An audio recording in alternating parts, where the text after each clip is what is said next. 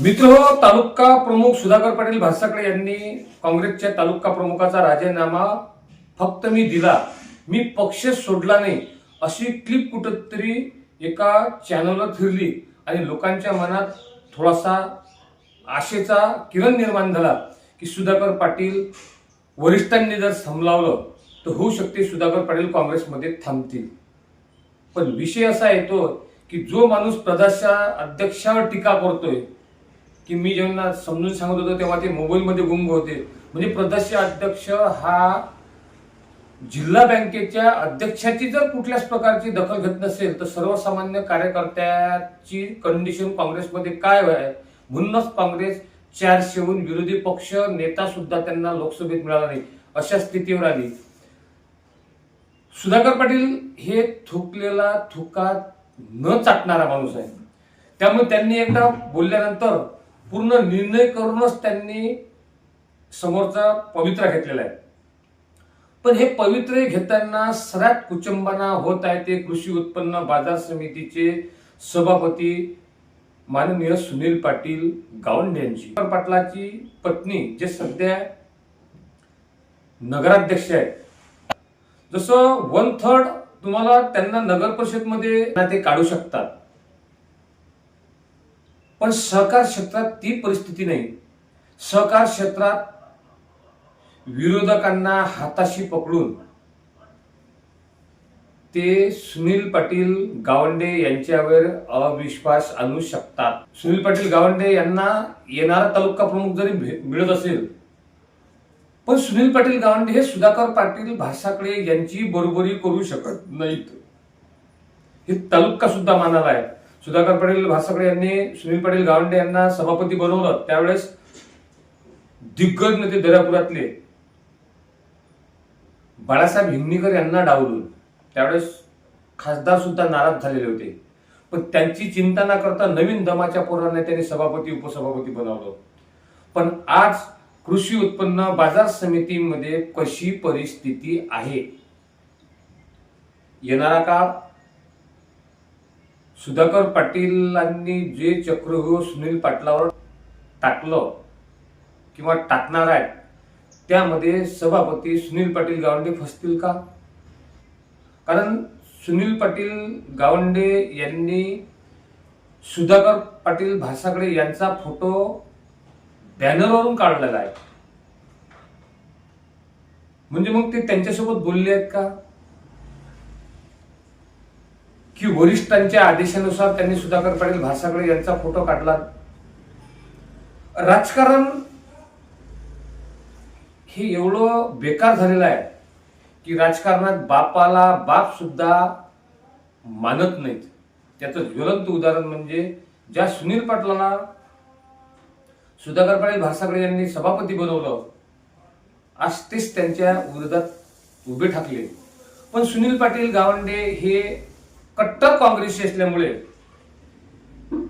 कोणीही सोडून गेलं तरी सुनील पाटील गावंडे हे काँग्रेसमध्ये कायम राहतील, कारण सर्व लोक गेल्यानंतर सुद्धा ते काँग्रेसमध्ये कायम राहिले। हे करत असताना विषय येतो मग खरेदी विक्रीचा। खरेदी विक्रीत सुद्धा अध्यक्ष उपाध्यक्ष यांना काढण्यात येईल का? पण मला असं वाटते की खरेदी विक्रीतले जे सदस्य आहेत, संचालक आहेत, त्या सर्व संचालक काही थोडेसे सोडले हे सुधाकर पाटलाच्या मागे आहेत, त्यामुळे तो पूर्णच्या पूर्ण गट सुधाकर पाटील जिथे जातील तिथे विलीन होऊन अध्यक्ष आणि उपाध्यक्ष तेच कायम राहतील। आता येणाऱ्या समोरच्या पिरियड मध्ये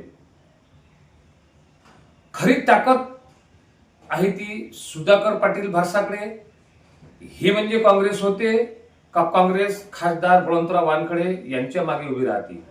आता खासदार बळवंतराव वानखडे आणि त्यांचे पुतणे नितेश वानखडे यांना मैदान खुलं झालं। पहिल्यांदा लोक सुधाकर पाटलाच्या घरी जात होते, नंतर ते बळवंतरावची येतोय किंवा बळवंतराव जिथे पहिल्यांदा जात होते, नंतर सुधाकर पाटलाची येतो। पण आता फक्त दर्यापूर तालुक्यात एकच ध्रुव राहिलं आणि ते म्हणजे बळवंतराव वानखडे यांचा बंगला। बळवंतराव वानखडे हे अमरावती जिल्हा सांभाळतात आणि नितेश वानखडे हे आता तालुक्यावर लक्ष केंद्रित करतील. म्हणजे यावेळेची काँग्रेस पूर्णपणे बळवंतराव वानखडे यांच्या ताब्यात आलेली आहे.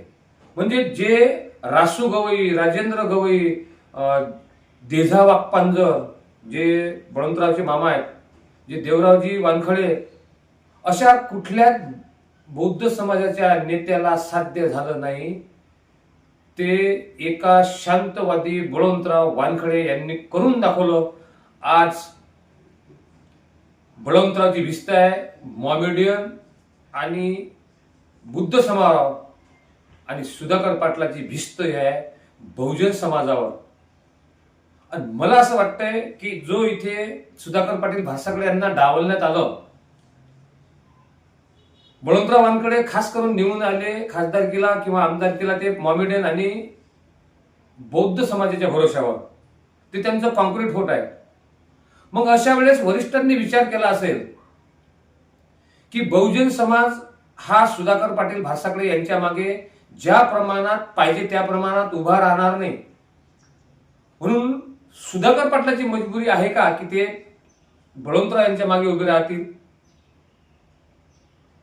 पण सुधाकर पाटील समाजाचे माणसं असल्यामुळे जो पाटील समाजाचा माज आहे तो त्यांच्यातून कधी कमी होणार नाही. पाटील समाज, ठाकूर समाज, देशमुख समाज हा बहुजन समाजाला घेऊन चालतो, बौद्ध समाजाला घेऊन चालतो, मॉमेडियन समाजाला घेऊन चालतो. पण इथं परिस्थिती अशी निर्माण झाली की ज्या लोकांना वाटलंय की मॉमेडियन आणि बौद्ध समाज हा बळवंतराव वानखडे यांच्या मागे जर उभा राहिला तर सुधाकर पाटील हे माघार घेतील आणि इथंच त्यांचा डाव फसला. आज यशोमती ठाकूर, बबलू भाऊ देशमुख, वीरेंद्र जगताप आणि खासदार यांचा तो तिथे डाव फसला आणि सुधाकर पाटील स्वाभिमानाने काँग्रेस सोडून शिंदे गटात गेल्या समानात आहेत. म्हणजे शिंदे पक्ष आहे गेल्या समानात आहेत. आणि दुसरा विषय असा आहे तो की यामध्ये सुधाकर पाटील भासाकडे यांचा सुद्धा डाव असू शकतो की येणारी निवडणूक यशोमती ठाकूर ह्या अमरावती जिल्ह्याची खासदारकीची निवडणूक लढवती. मग तिथे ओपन असो का काही असो उभे राहणारे तिथे बळवंतराव वानखडे आहेत. म्हणजे यांची तिकीट ऑलरेडी तिथं कटणारच होती सुधाकर पाटलाची.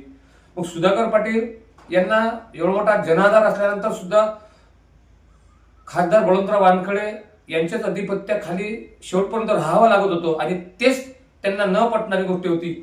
म्हणून त्यांनी पक्ष निवडला तो शिंदे, की जेणेकरून येणाऱ्या काळात शिंदे गटाची आमदारकीची तिकीट ही सुधाकर पाटील भासाकडे यांना मिळेल. व त्यांचं जे आमदारकी बनायचं स्वप्न आहे ते एकतर भेटू शकते किंवा दावेदारी त्यांची या दर्यापूर तालुक्यात होऊ शकते.